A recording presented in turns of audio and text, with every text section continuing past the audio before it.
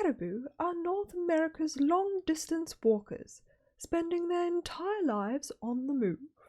Hey mushlings, I'm Zilxari and welcome to my wonderful whimsical world. I know, this Demifell has had a little bit of time blindness. Wait no longer, the delivery has arrived, a fresh video for you. Let's get straight into it, starting with some flowers made out of cosplay. Told you it'd be back.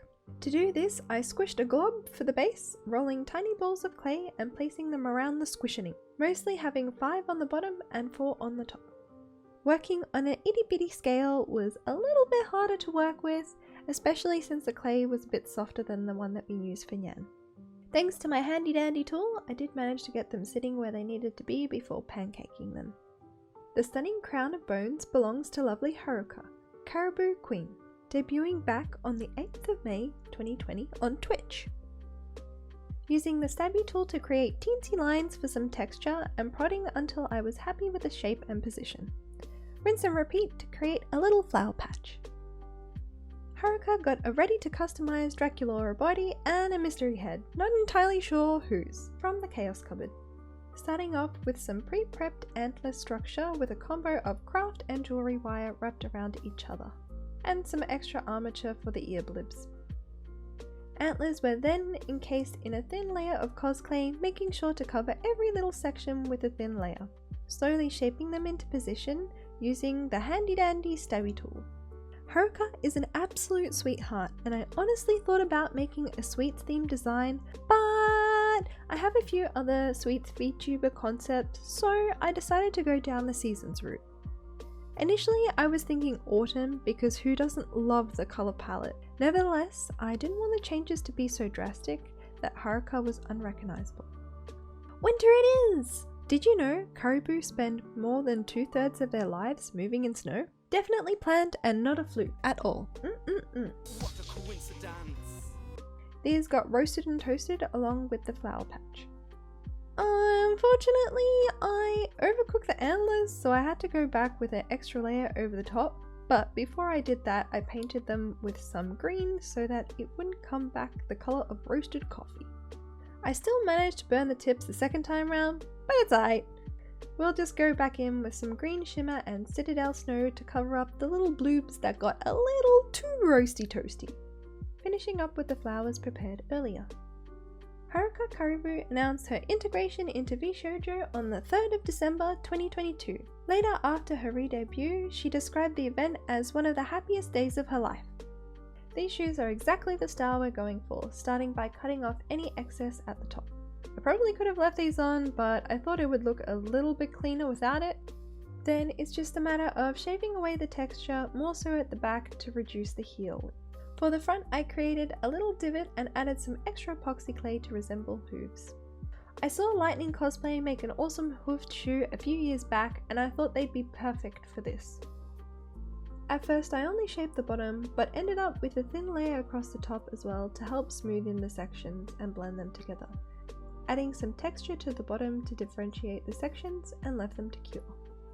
According to Haruka, she has 837,371,772,717,919 brothers in her caribou family.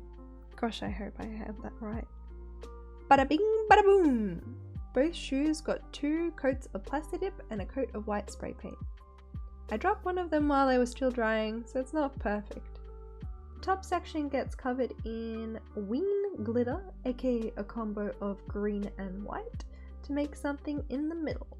Placing some contact cement down, then proceeding to make a mess, patting down the glitter to try and keep as much on the shoes as possible. Painting the toesies with an iridescent white to make them nice and shiny too. A little flower from earlier was also stuck to the bottom outer corner, and if that wasn't enough, I found some clear white pearly beads that reminded me a little bit of snowdrops, proceeding to make an uber-duper mess this time, which is absolutely fine. If you couldn't tell, these were a pain to stick on. Lastly, going in with some green paint along the edges of the 2 sections, and I didn't record this, but I went back later and added some lines moving top down to give some more variation and so you can see the texture better. finishing with a coat of Mr. Super Clear. Haruka started her streaming career as a ninja, thanks to a Twitch error causing her to be invisible for 2 months, but that didn't stop her. Continuing with more sculpting by laying down some epoxy clay for the boobalinis, side blibs, filling in that atrocious curve at the back, and adding some extra meat to them thick thighs. I did not realize Haruka has some voluptuous curves. Harbor. Now it's just a matter of going back and forth to shape and blend, using a little bit of water to smooth down the sections as much as possible, leaving a little hole at the back for the tail. It's the same process for the ears, using armature wire and epoxy, creating a little curve at the top and folding them forward. I wasn't too fussed about making these super perfect because we'll be adding some floof later anyway. Haruka's favourite foods include leaves, grass, flowers, and Tim Hortons. Sculpting the tail into a little teardrop, which kinda looks like my tears from old Zelda that I've been binging on stream. But it looks a little different because I have a little stick coming out the side, so you could say it's Legend of Spice Chili of the Kingdom.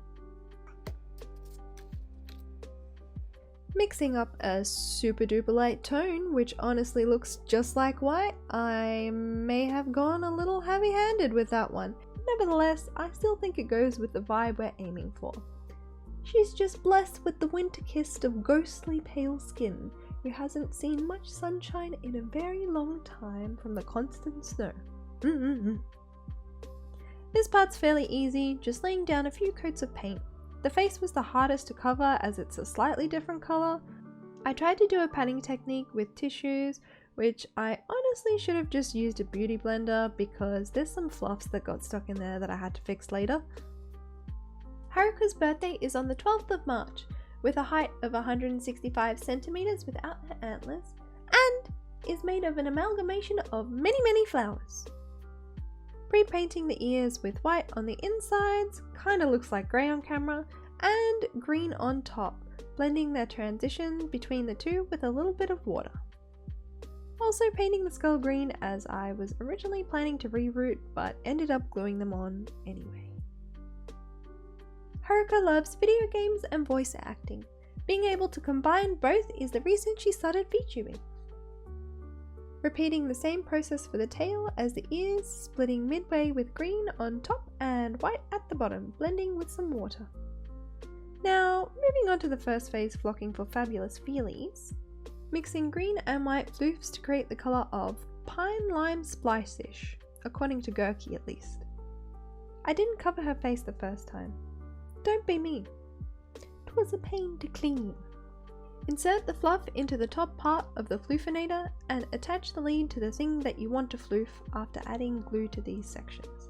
Then, turn on the floofinator and jiggle all about until you have good coverage, unlike the healthcare in America. Sticking light pinkish floof on the inside of the ear, poking in place with the stabby tool and cutting off the excess. I found this blended quite well, so I'm real happy. When it comes to new tools I've never used, I'm a little bit cheap, kinda like try before you buy the good stuff attitude, since I have so many globbed on hobbies. So I got one of these dodgy contraptions from eBay. Why am I telling you this? Well, this is a friendly reminder to make sure that you let dodgy things discharge before you clean them. Otherwise, you will get electrocuted and scare the shiitake out of everyone in close proximity. It's the same process for the tail as the ears. Green static floofs first, light pinkish floof second, then snippety snappity snoo. My chaos cupboard had these little flower bibs that reminded me of snow, so I stole some off the top and scattered them across the top of the tail and ears. Haruka officially refers to her newfound family as the herd. They more commonly refer to themselves though as the cult.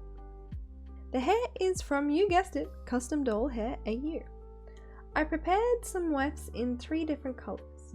1, a white-blue mix, mostly trying to grab the white which holds secrets. 2, a perfectly named winter nylon green. And 3, a combo of the 2 that I mixed together. The fringe weft is pretty much how I made Mousie's if you'd like a more in-depth version.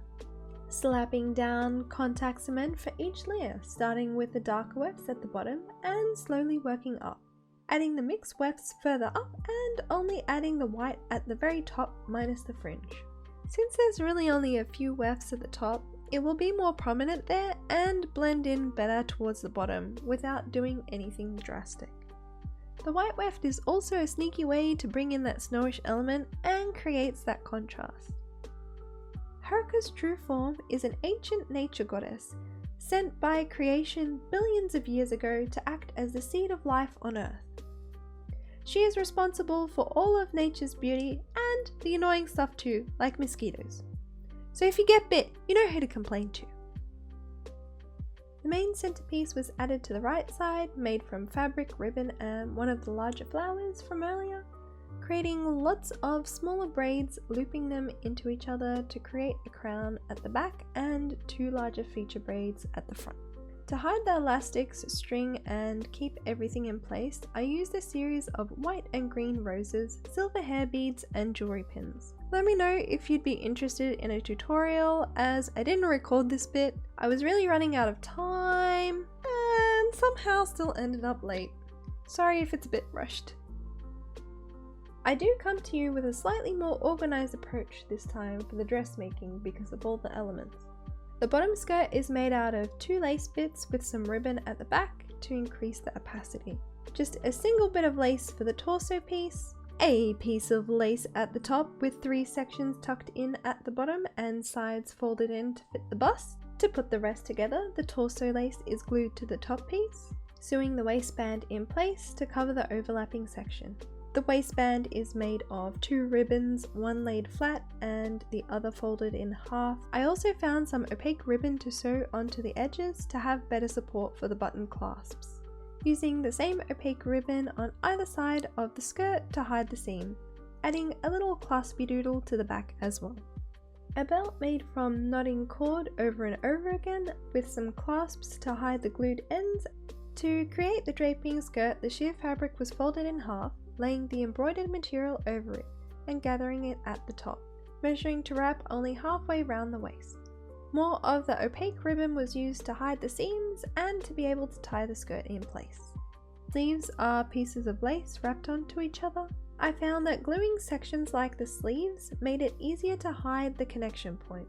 To keep the sleeves up, little ringlets of elastic were measured to size. Then it's just a matter of gathering the lace loops at the top and the inner arm sections. Also, look how darn cute these mini clasps are. I love them. So cute. To add some more texture to the front, I used the Babin curling iron to curl some ribbons.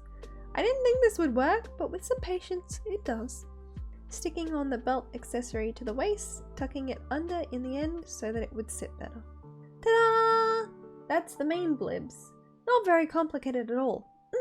No. Those curly ribbons get stuck on lucky last so they don't get crushed, and honestly I think they look pretty cute for a last minute addition. I also ended up adding some beading and one of those flowers from earlier off camera. Hopefully this all makes sense. Time for blushing, using bright green for the eyeshadow, and instead of the classic pink blush, we are using blue for the cheeks, nose and joints. Starting with a lighter blue to play it safe and then going back in with a slightly darker tone. Sometimes Haruka is teased being called moose or horse, as well as having hooves or butt floof, all in good fun though. It however has been revealed by Nyan that her winter coat is in fact lined with Haruka's butt floof, so at least we know that one's true. Beginning the face with a quick outline with green watercolor pencil to get the general shape down, going for a slightly wider eye than the last 2 girls. In come the acrylics, laying down white for the scleras, dark green for the iris and eyeliner at the top for the first layer, going back in with some lighter green for the irises and bottom eyelid to add some more colour variation. I kinda wish I didn't paint all the way down to make them look bigger, and I could probably fix this, but it's fine. I also made the staff with some armature wire, beads, and the Kalad Bolg arrow from Gurki's Fate figure, plus a bonus little potion bag for her to carry and heal creatures stuck in the blizzards, all of which I neglected to record. going back in with darker and lighter green for the eyebrows, trying to flick them up and across. They usually get covered by the fringe anyway, but I still like to have them there just in case you can see them. Spoiler, I end up cutting the fringe short enough so they do peek through. Black for the pupils, making them larger, similar to how deers have larger pupils. I wanted her to have big eyes. But I do end up adding a little too many highlights. After adding the black, I felt like they were a little dark, so I went back with some black for the eyeliner and eyelashes, which I omitted to press the record button. Haruka is very proud of her antlers. The caribou are the only member of the deer family where female deer have antlers. Even if they're smaller, they last longer. Since there was a bit of texture from the paint, I opted to add some freckles using a combination of different blues until I was happy with the way that was sitting. Lips got a coat of light blue, applying a darker blue to the outline, and if it wasn't busy enough, I added some little stars to the freckles in order to appease the maximalist within. We have a fancy stand with an array of big and small crystals and a tad of snow.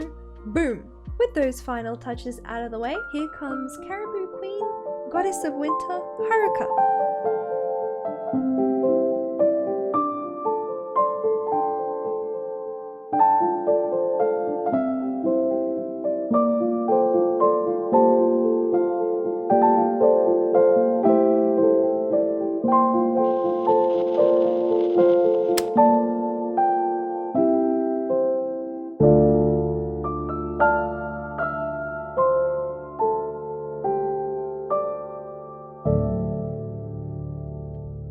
I hope you enjoyed this month's Frosty Frolics. I'm delighted that this concept wasn't a complete disaster, just a little bit late. If I had more time, I think I would have liked something a little more ethereal for the outfit. Nonetheless, I still think it turned out pretty cool and I'm in love with the shoes. If you like this video, please consider doing all the lovely things. I super duper appreciate it, and maybe one day the fellow bean bun that is Haruka may stumble across a different forest of forgotten lands. AI stands for Attractive Intelligence. If you didn't find electronics attractive before, well, do I have the VTuber to introduce to you? I do also want to let you mushlings know I might start making a few different types of crafty content, as there are so many things I want to share with you. With a little bit of luck, there'll still be things that tickle your fancy. And don't worry, there are plenty of VTuber plans up my sleeve. Hopefully you'll come along this journey with me. Thank you again for joining me. Hope to see you looming around. Bye!